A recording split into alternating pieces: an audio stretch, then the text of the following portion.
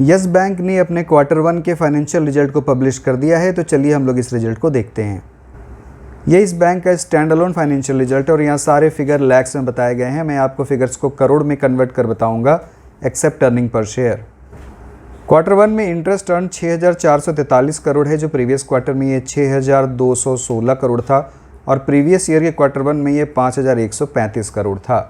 तो interest earn में year on year basis पर लगभग 25% का ग्रोथ हुआ है और सिक्वेंशियल देखें तो ये लगभग 4% बढ़ा है। Q1 में टोटल इनकम 7,584 करोड़ है, जो प्रीवियस क्वार्टर में 7,220 करोड़ था और प्रीवियस ईयर के Q1 में ये 5,876 करोड़ था। तो ईयर ऑन ईयर बेसिस पर टोटल रेवेन्यू में 29% का ग्रोथ हुआ है और सिक्वेंशियली इसमें 5% की बढ़त हुई है।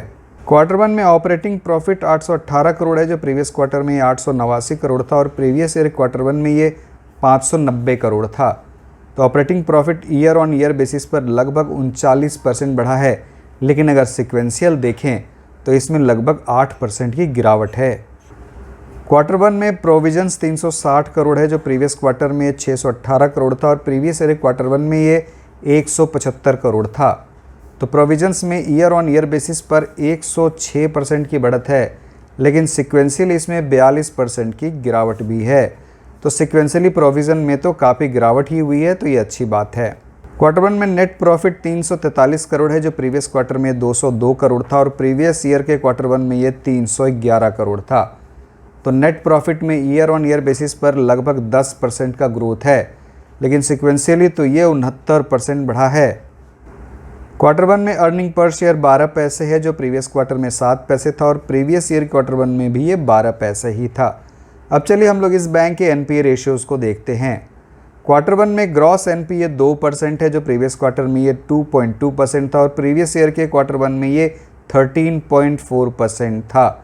तो ग्रॉस NPA में ईयर ऑन ईयर बेसिस पर 1,140 बेसिस पॉइंट्स की कमी हुई है और अगर सिक्वेंशियल देखें तो इसमें मात्र 20 बेसिस पॉइंट्स की ही कमी हुई है, लेकिन हाँ कमी ज़रूर हुई है। तो एसेट क्वालिटी में तो सुधार हुआ है।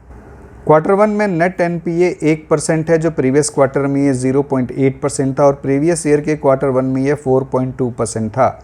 तो नेट NPA में ईयर ऑन ईयर बेसिस पर 320 बेसिस पॉइंट्स की कमी हुई है, लेकिन अगर सिक्वेंशियल देखें तो नेट NPA 20 बेसिस पॉइंट्स बढ़ा है। तो सिक्वेंशियली एसेट क्वालिटी थोड़ा ख़राब हुई है अगर हम लोग नेट NPA देखें तो। Q1 में नेट इंटरेस्ट इनकम 2,000 करोड़ के आसपास है, जो प्रीवियस क्वार्टर में ये 2,105 करोड़ था और प्रीवियस ईयर के Q1 में ये 1,850 करोड़ था। तो ईयर ऑन ईयर बेसिस पर नेट इंटरेस्ट इनकम में 8% का इंक्रीज़ है, लेकिन अगर सिक्वेंशियल देखें तो नेट इंटरेस्ट इनकम में 5% की गिरावट हुई है। और अगर हम लोग नेट इंटरेस्ट मार्जिन को देखें तो करंट क्वार्टर में ये 2.5% है, जो प्रीवियस क्वार्टर में 2.8% था और प्रीवियस ईयर के Q1 में ये 2.4% था। तो net interest margin year on year basis पर स्लाइटली बढ़ा है, लेकिन सिक्वेंशियली इसमें गिरावट हुई है। तो दोस्तों अगर सिक्वेंशियली देखें तो इंटरेस्ट इनकम में 3.65% का ग्रोथ हुआ है, यानी कि 4% के आसपास का ग्रोथ हुआ है, लेकिन ऑपरेटिंग प्रॉफिट में 8% की गिरावट हुई है।